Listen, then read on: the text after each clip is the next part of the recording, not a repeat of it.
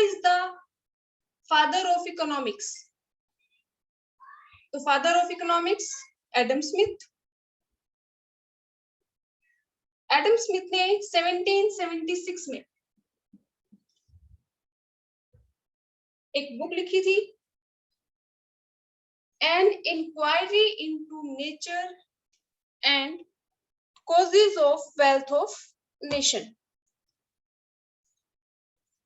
उससे पहले इकोनॉमिक्स को पॉलिटिकल इकोनॉमी, उससे पहले इकोनॉमिक्स को क्या बोला जाता था? Political economy. Father of macro economics John Maynard Keynes. John Maynard Keynes, उससे पहले भी वैसे तो मैक्रो इकोनॉमिक्स की स्टडी तो की जाती थी, लेकिन 1929 से 33 तक यूएसए में जो ग्रेट डिप्रेशन हुआ, और ग्रेट डिप्रेशन की वजह से यूएसए की जो अनएम्प्लॉयमेंट जो रेट थी वो 3% से इंक्रीज हो गई 25%, और जो यूएसए का जीडीपी था वो फॉल हो गया 33%। तो इसीलिए जॉन मेनार्ड केन्स ने ये जो डिप्रेशन की सिचुएशन आई थी, इससे निकलने के लिए एग्रीगेट डिमांड की स्टडी की कि एग्रीगेट डिमांड है वो इंपॉर्टेंट कंपोनेंट है। अगर एग्रीगेट डिमांड को इंक्रीज किया जाए तो डिप्रेशन की सिचुएशन से बाहर निकला जा सकता है। तो मैक्रो इकोनॉमिक्स के जो फादर हैं वो हम बोलते हैं जॉन मेनार्ड केन्स। अब फादर ऑफ इकोनॉमिक्स पूछे या फादर ऑफ मॉडर्न इकोनॉमिक्स, तो वो है Adam Smith. John Maynard Keynes ने भी एक बुक लिखी थी इकोनॉमिक्स से रिलेटेड 1936 में,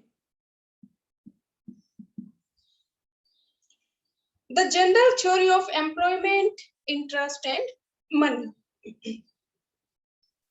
तो ये आपसे पूछा जा सकता है कि जो एडम स्मिथ ने जो बुक लिखी थी उसका नाम क्या है या वो कब लिखी गई थी। और ऐसे ही जो केन्स हैं उन्होंने भी अपनी एक बुक लिखी थी 1936 में, और उसका नाम भी आपसे पूछ सकते हैं the general theory of employment interest and money. या फिर आपसे पूछा जा सकता है कि जो भी ग्रेट डिप्रेशन था उसमें यूएसए की जो जीडीपी है वो कितने परसेंट से फॉल हुई, या जो अनएम्प्लॉयमेंट रेट था वो कितना इंक्रीज हो गया। अब जो क्लासिकल जो इकोनॉमिस्ट थे, जो केन्स से पहले के जो इकोनॉमिस्ट थे, क्लासिकल इकोनॉमिस्ट, उनके अकॉर्डिंग इकोनॉमी में जितना भी लेबर अवेलेबल है सबको काम मिल जाता है,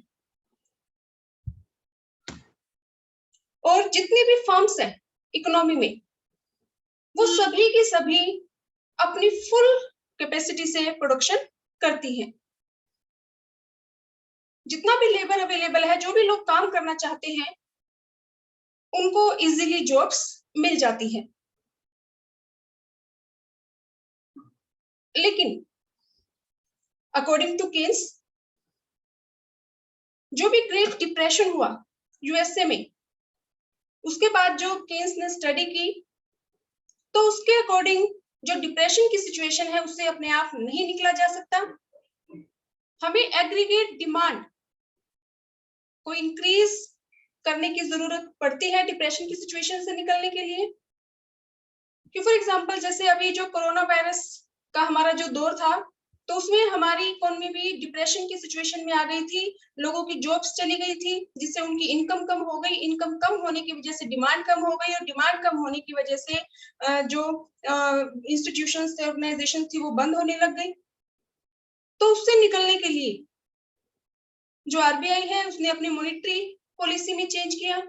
जो गवर्नमेंट है उसने भी इकोनॉमी में मनी की सप्लाई को इंक्रीज करने की कोशिश की ताकि इकोनॉमी में डिमांड को इंक्रीज किया जा सके।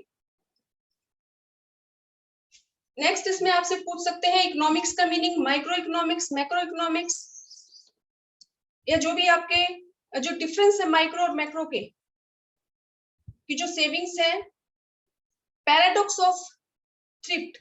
पैराडॉक्स ऑफ थ्रिफ्ट मींस कि मैक्रो लेवल पे जो सेविंग्स है वो वाइस है, हमें ज्यादा सेविंग्स नहीं करनी चाहिए, क्योंकि अगर हम ज्यादा सेविंग्स करेंगे सभी लोग तो हमारा कंजम्पशन एक्सपेंडिचर कम हो जाएगा, जिसकी वजह से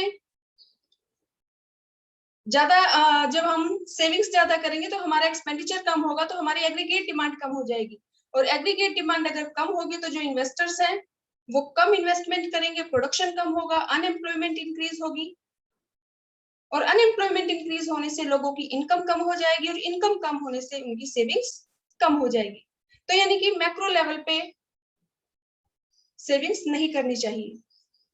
ऐसे ही इकोनॉमिक एजेंट से रिलेटेड आपसे क्वेश्चन पूछ सकते हैं कि डिफाइन इकोनॉमिक एजेंट, या माइक्रो इकोनॉमिक्स में जो इकोनॉमिक एजेंट है वो कौन है, इंडिविजुअल्स हैं, फॉर एग्जांपल कंज्यूमर, प्रोड्यूसर।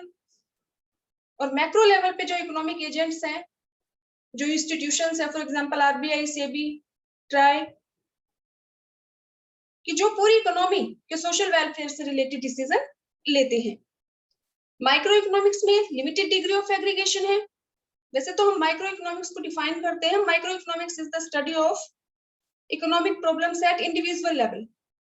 लेकिन अगर हम एक कंज्यूमर की बात करें तो इंडिविजुअल, लेकिन अगर हम बात करते हैं हाउस होल्ड, तो हाउस होल्ड मीन्स एक फैमिली में जितने भी मेंबर हैं। ऐसे ही अगर हम बात करें एक प्रोड्यूसर की तो वो इंडिविजुअल है, लेकिन अगर हम बात करें इंडस्ट्री की तो इंडस्ट्री में एक जैसी चीज बनाने वाली सारी फर्म्स इंक्लूड होती हैं, तो माइक्रो इकोनॉमिक्स में भी एग्रीगेशन होता है। जो मैक्रो इकोनॉमिक्स है उसमें हाईएस्ट डिग्री ऑफ एग्रीगेशन है, लेकिन मैक्रो इकोनॉमिक्स में भी हम इंडिविजुअल जो मार्केट्स हैं उनकी स्टडी करते हैं, कि फॉर एग्जांपल सिर्फ एग्रीकल्चर सेक्टर का जीडीपी में कितना कंट्रीब्यूशन है, या इंडस्ट्रियल सेक्टर का कितना कंट्रीब्यूशन है, जो टर्शियरी सेक्टर है उसका कितना कंट्रीब्यूशन है। तो जो भी आपके डिफरेंस है माइक्रो और मैक्रो के, वो आपको ध्यान से पढ़ने हैं। उन डिफरेंस के बेस पे भी आपसे क्वेश्चन पूछा जा सकता है। इसके बाद हमारा जो नेक्स्ट चैप्टर है कि final goods and intermediate goods, तो उसमें क्लासिफिकेशन आपको बहुत अच्छे से आना चाहिए। फाइनल गुड्स वो गुड्स हैं, सबसे पहली बात तो कि फाइनल गुड्स की वैल्यू को हम नेशनल इनकम में इंक्लूड करते हैं, और इंटरमीडिएट गुड की वैल्यू को हम नेशनल इनकम में इंक्लूड नहीं करते। फाइनल गुड्स कौन सी गुड्स हैं, ये आपको ध्यान रखना है कि जो भी कंज्यूमर है, कंज्यूमर जो भी एक्सपेंडिचर करता है वो सारा उसका क्या है, फाइनल गुड्स। कि जो भी एक हाउस होल्ड है, इंडिविजुअल है, अपने कंजम्पशन के लिए वो जो भी चीज परचेज कर रहा है वो उसके यहाँ सारी फाइनल गुड्स है। लेकिन अगर हम बात करें प्रोड्यूसर की, तो उस केस में हमें डिसाइड करना पड़ेगा कि जो प्रोड्यूसर जो गुड्स यूज करता है वो फाइनल है या इंटरमीडिएट है। तो उसमें ध्यान रखना है कि जो प्रोड्यूसर है, जो फर्म है, उसकी जो फिक्स्ड एसेट है वो तो क्या है, फाइनल। तो प्रोड्यूसर की अगर कोई भी फिक्स्ड एसेट, प्रोड्यूसर कोई भी फिक्स्ड एसेट परचेज करता है तो उसको हम इंक्लूड करेंगे नेशनल इनकम में। लेकिन अगर प्रोड्यूसर कोई ऐसी चीज परचेज करता है जिसको वो यूज करता है एज ए रॉ मटेरियल, या फिर परचेज करता है रीसेल के लिए, तो वो क्या है प्रोड्यूसर का इंटरमीडिएट कंजम्पशन, इंटरमीडिएट परचेज। और इन इंटरमीडिएट गुड्स को हम नेशनल इनकम में इंक्लूड नहीं करते। जो भी कंज्यूमर है उसमें आपको इंटरेस्ट का ध्यान रखना है कि कंज्यूमर जब भी लोन लेता है अपने कंजम्पशन पर्पस के लिए, तो उस लोन पे जो वो इंटरेस्ट की पेमेंट करता है उसको हम नेशनल इनकम में इंक्लूड नहीं करते, क्योंकि उससे कोई हमारी इकोनॉमी में वैल्यू एडिशन नहीं होता। लेकिन अगर कोई भी फार्म, कोई प्रोड्यूसर, कोई बैंक अगर लोन लेता है पब्लिक से, चाहे हमसे ही ले, तो जो भी वो इंटरेस्ट पे करता है उसको हम इंक्लूड करते हैं, क्योंकि उससे हमारी इकोनॉमी में वैल्यू एडिशन होता है। ऐसे ही अगर गवर्नमेंट हमसे लोन लेती है, इंटरेस्ट ऑन नेशनल डेट, अगर गवर्नमेंट पब्लिक से लोन लेती है और गवर्नमेंट बदले में फिर हमें इंटरेस्ट पे करती है, तो उसको भी हम नेशनल इनकम में इंक्लूड नहीं करते, क्योंकि हम ये अज्यूम करके चलते हैं कि गवर्नमेंट उस लोन का यूज करती है कंजम्पशन पर्पस के लिए, इन्वेस्टमेंट पर्पस के लिए नहीं करती।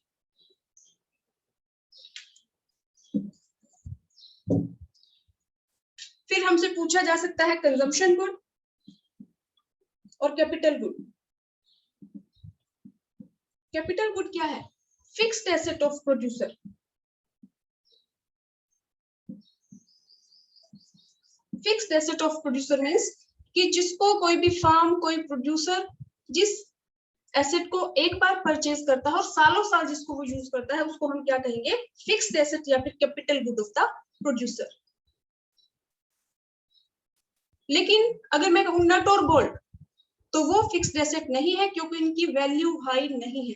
फिक्स्ड एसेट्स वो एसेट्स है जिनको प्रोड्यूसर एक बार खरीद के बार बार अपने बिजनेस में यूज करता है और साथ में उसकी वैल्यू भी हाई होनी चाहिए, तो उसको हम कहेंगे कैपिटल गुड। और जो कैपिटल गुड है इन पे डेप्रिसिएशन भी लगता है। कंजम्पशन गुड, कंजम्पशन गुड वो गुड है जिनको कंज्यूमर यूज करता है फॉर सेटिस्फेक्शन ऑफ वांट। अपनी वांट को सेटिस्फाई करने के लिए कंज्यूमर गुड्स को कंज्यूम करता है, जिसको हम बोलते हैं कंजम्पशन गुड। ये 4 टाइप की है। ड्यूरेबल, जिसको एक बार खरीद के वो कई साल यूज करता है, एसी है, गाड़ी है, फ्रिज है, वॉशिंग मशीन है। Semi durable, semi durable means कि एक बार परचेज करेगा और फिर 1 साल या उससे थोड़ा सा ज्यादा यूज करता है, उसको हम बोलते हैं सेमी ड्यूरेबल। कोई भी आपको एग्जांपल गिवन हो सकता है और आपसे पूछ सकते हैं कि ये ड्यूरेबल है, सेमी ड्यूरेबल है, या सिंगल यूज है, या सर्विस है।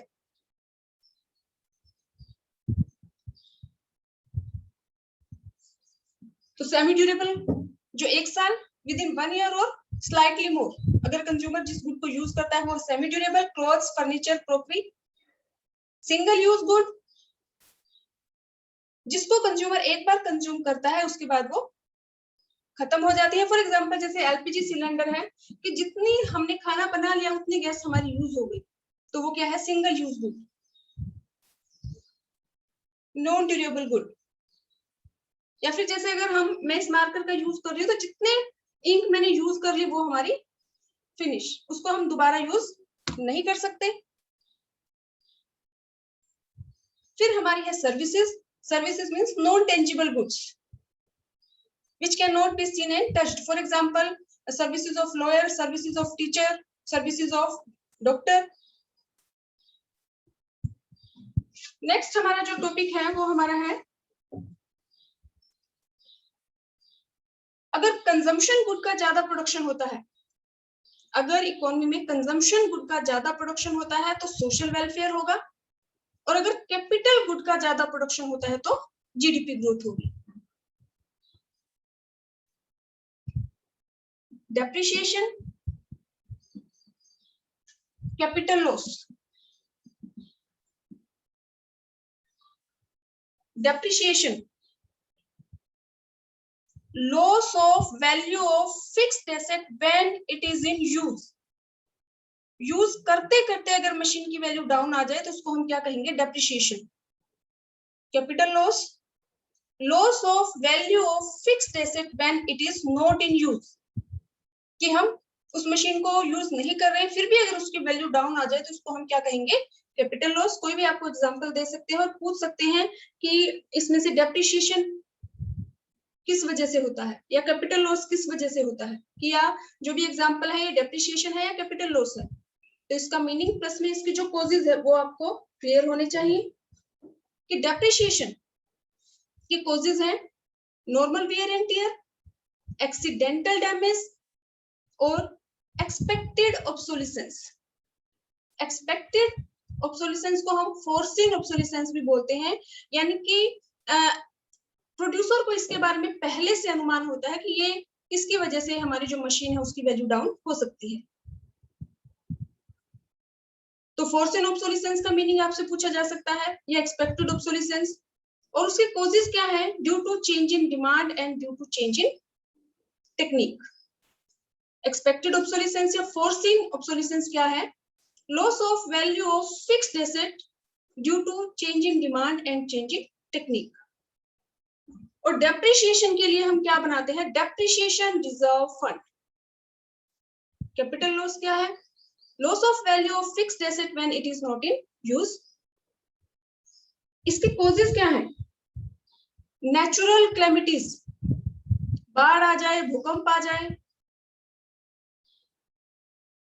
तो उसको हम क्या कहेंगे, आग लग जाए, चोरी हो जाए। तो जो नेचुरल कैलेमिटीज की वजह से अगर हमारी मशीन की वैल्यू डाउन हो जाए, लॉस हो जाए उसका, तो उसको हम क्या कहेंगे, कैपिटल लॉस। और दूसरा इसका जो रीजन है, अनएक्सपेक्टेड ऑब्सोलिसेंस, अनफोर्सिन ऑब्सोलिसेंस, यानी कि जिसके बारे में प्रोड्यूसर को पहले से अनुमान नहीं होता। और अनएक्सपेक्टेड जो ऑब्सोलिसेंस है, fall in value of fixed asset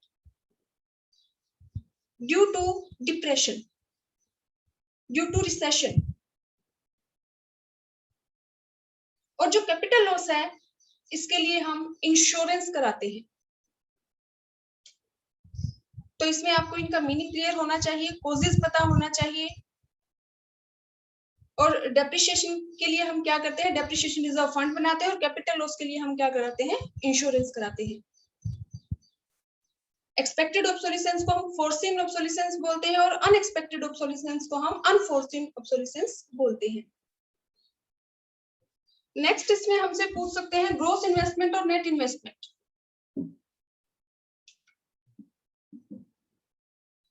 या फिर ग्रॉस इन्वेस्टमेंट का आपसे फॉर्मूला भी पूछ सकते हैं। तो ग्रॉस मींस कि डेप्रिसिएशन इंक्लूड है। ग्रॉस इन्वेस्टमेंट हम कैसे कैलकुलेट करेंगे, नेट इन्वेस्टमेंट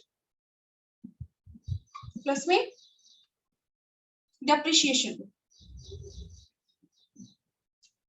और अगर हमसे नेट इन्वेस्टमेंट पूछा जाए तो हम कैसे कैलकुलेट करेंगे, gross investment minus depreciation.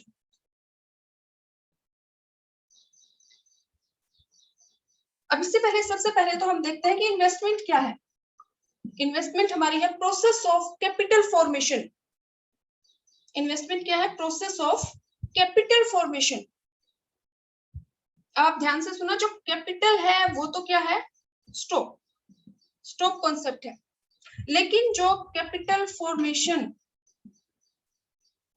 Formation means investment. तो कैपिटल फॉर्मेशन अगर वर्ड है, ये आपसे पूछा जाए तो ये आपका है फ्लो।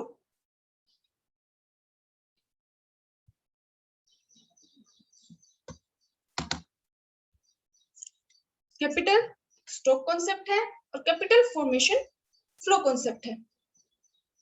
तो इन्वेस्टमेंट क्या है, प्रोसेस ऑफ कैपिटल फॉर्मेशन, और इसको हम एक्सप्रेस करते हैं आई डेल्टा के। इन्वेस्टमेंट को आई से डिनोट करेंगे, चेंज इन कैपिटल या प्रोसेस ऑफ कैपिटल फॉर्मेशन। जो इन्वेस्टमेंट है ये आपकी टू टाइप की है, फिक्स्ड इन्वेस्टमेंट और इन्वेंट्री इन्वेस्टमेंट।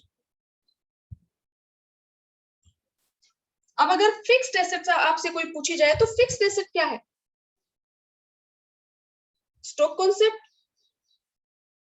इन्वेंट्री क्या है, अगर पूछा जाए कि इन्वेंट्री आपकी स्टॉक है, फ्लो है, तो इन्वेंट्री हमारा क्या है, स्टॉक।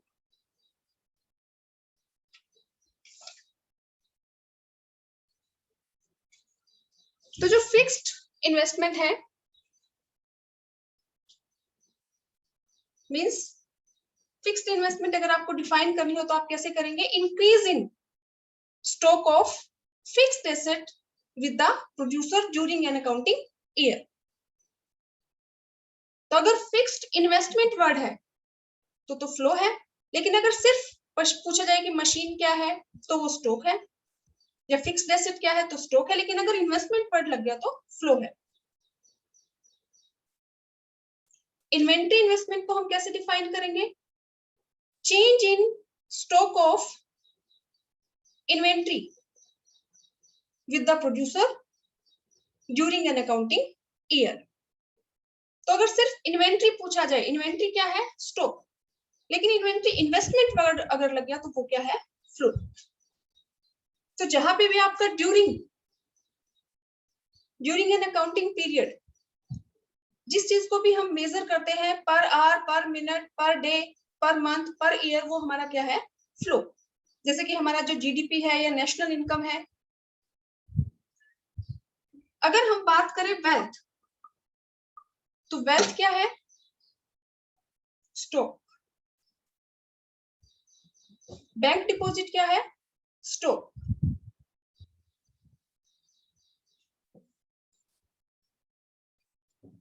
आपसे पूछा जा सकता है कि जो फिक्स्ड इन्वेस्टमेंट प्रोड्यूसर करता है, क्या उससे हमारा जो जीडीपी है उसमें वो इंक्रीज होता है? होता है, क्योंकि जब भी प्रोड्यूसर फिक्स्ड इन्वेस्टमेंट करता है तो उसकी प्रोडक्शन कैपेसिटी इंक्रीज होगी। जो ग्रोस जीडीपी है, जो ग्रोस इन्वेस्टमेंट है, gross investment means expenditure by producer on purchasing new assets as well as expenditure on replacing worn out assets. Gross investment में हमारे दोनों इंक्लूड है, जब वो नई मशीन परचेज करेगा या जो पुरानी मशीन को उसी सही कंडीशन में लाने के लिए जो भी खर्चा करेगा वो क्या है? Gross investment. और net investment expenditure by producer on purchasing new assets only.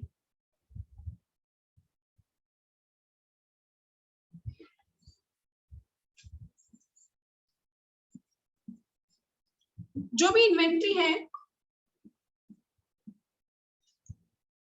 Inventory में कोई भी प्रोड्यूसर क्यों इन्वेस्टमेंट करता है? अब जो इन्वेंट्री है वो 3 टाइप की होती है, रॉ मटेरियल,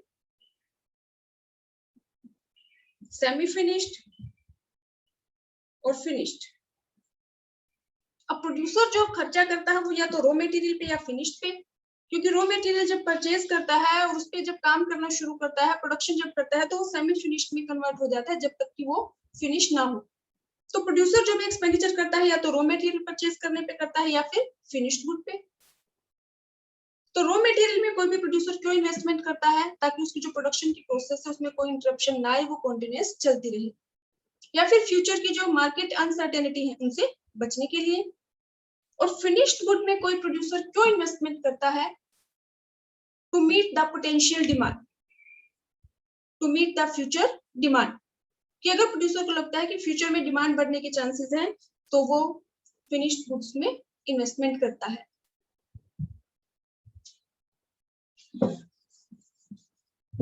एक तो इसमें है प्लान्ड या डिजायर्ड इन्वेस्टमेंट, एक है अनप्लान्ड, अनडिजायर्ड। प्लान्ड या डिजायर्ड इन्वेस्टमेंट मींस कि जब प्रोड्यूसर जानबूझकर इन्वेंट्री में इन्वेस्टमेंट करता है तो उसको हम क्या कहेंगे? प्लान्ड या डिजायर्ड। कि फॉर एग्जांपल प्रोड्यूसर को लगता है कि इस साल वो 200 यूनिट सेल कर देगा, तो 200 यूनिट्स को परचेज कर लेता है, तो वो क्या है? प्लान्ड या डिजायर्ड इन्वेस्टमेंट।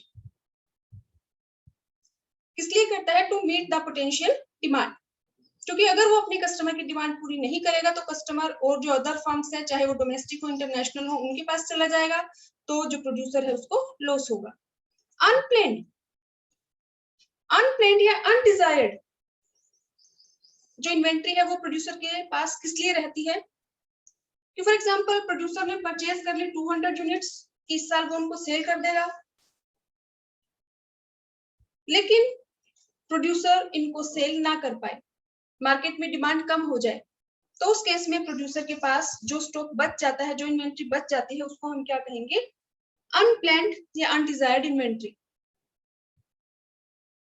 इसके लिए एक और वर्ड है, प्लान्ड एक्यूमुलेशन ऑफ इन्वेंट्री।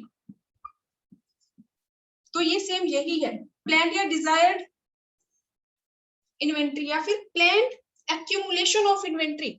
मतलब जानबूझ के अगर जब वो इन्वेंट्री को, स्टॉक को इकट्ठा करता है, किस लिए? To meet the future demand.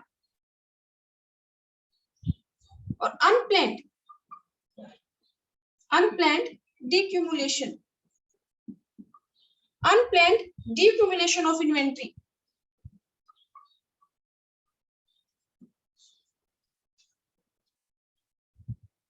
Accumulation means इकट्ठा करना, और unplanned decumulation of inventory means कि मार्केट में डिमांड ज्यादा है लेकिन प्रोड्यूसर ने परचेज नहीं किया, उसके पास प्रोडक्ट नहीं है सेल करने के लिए, तो उस प्रोड्यूसर को लॉस होगा, क्योंकि वो कंज्यूमर की डिमांड को पूरा नहीं कर पाएगा।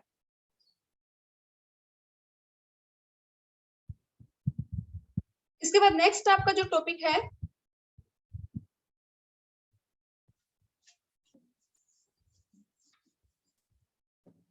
Real flow, money flow. इससे पहले बात करते हैं बार्टर सिस्टम। बार्टर सिस्टम क्या है? Barter system when goods are exchanged for goods, जिसको हम सीसी इकोनॉमी भी बोलते हैं। अब तो हमारे यहाँ पे मॉनेटरी सिस्टम है कि हम कोई भी चीज परचेज करें तो हम पेमेंट कर देंगे मनी के फॉर्म में, या कोई चीज हम सेल करें तो हमें जो पैसे मिलेंगे, वो जो भी हमें मिलेगा बदले में, वो किस में मिलेगा? मनी के फॉर्म में। लेकिन बार्टर सिस्टम में सिर्फ रियल फ्लो होता था, मनी फ्लो नहीं था। तो अगर आपसे कोई भी ऐसा क्वेश्चन पूछा जाए कि जो हाउस होल्ड सेक्टर है और ये प्रोड्यूसर सेक्टर है, house hold sector producer sector को प्रोवाइड करता है फैक्टर सर्विसेज। फैक्टर सर्विसेज मतलब land, labour, capital and entrepreneurship. और जो प्रोड्यूसर सेक्टर है वो हाउस होल्ड सेक्टर को प्रोवाइड करता है goods and services. In barter system तो ये क्या है? रियल फ्लो, क्योंकि बार्टर सिस्टम में सिर्फ रियल फ्लो ही होता था, मनी फ्लो नहीं था। रियल फ्लो को हम फिजिकल फ्लो भी बोलते हैं, और जो मनी फ्लो है, जो रियल फ्लो है, उसको हम क्या बोलते हैं? फिजिकल फ्लो भी बोलते हैं। और जो मनी फ्लो है उसको हम नॉमिनल फ्लो भी बोलते हैं। रियल फ्लो को फिजिकल फ्लो और मनी फ्लो को नॉमिनल फ्लो। रियल फ्लो क्या है? Flow of goods and services and factor services from one sector to another sector. कि हाउस होल्ड सेक्टर जो प्रोड्यूसर सेक्टर को फैक्टर सर्विसेज प्रोवाइड करता है, और प्रोड्यूसर सेक्टर जो हाउस होल्ड सेक्टर को गुड्स एंड सर्विसेज प्रोवाइड कर रहा है, वो क्या है? Real flow. और मनी फ्लो क्या है? अब हाउस होल्ड सेक्टर ने प्रोड्यूसर सेक्टर को जो फैक्टर सर्विसेज प्रोवाइड की है, तो प्रोड्यूसर सेक्टर बदले में मनी के फॉर्म में जो पेमेंट करेगा, जो उसको पेमेंट करेगा इन टर्म्स ऑफ मनी। और ऐसे ही जब producer sector house hold sector को प्रोवाइड करता है गुड्स एंड सर्विसेज, तो हाउस होल्ड सेक्टर बदले में उसको पेमेंट करता है इन टर्म्स ऑफ मनी। तो मॉनेटरी सिस्टम में तो हमारे दोनों होते हैं, रियल फ्लो भी और मनी फ्लो भी। रियल फ्लो का दूसरा नाम क्या है? Physical flow. और मनी फ्लो को हम कह सकते हैं नॉमिनल फ्लो। लेकिन बार्टर सिस्टम में सिर्फ रियल फ्लो था, क्योंकि उस टाइम मनी एग्जिस्ट नहीं करता था, सिर्फ गुड्स के बदले में गुड्स एक्सचेंज की जाती थी। हमसे ये भी पूछ सकते हैं कि क्या जो मनी फ्लो है वो अपोजिट है रियल फ्लो के?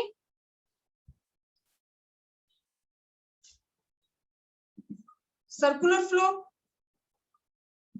सर्कुलर फ्लो मींस प्रोडक्शन, जिसको हम जनरेशन भी बोल सकते हैं।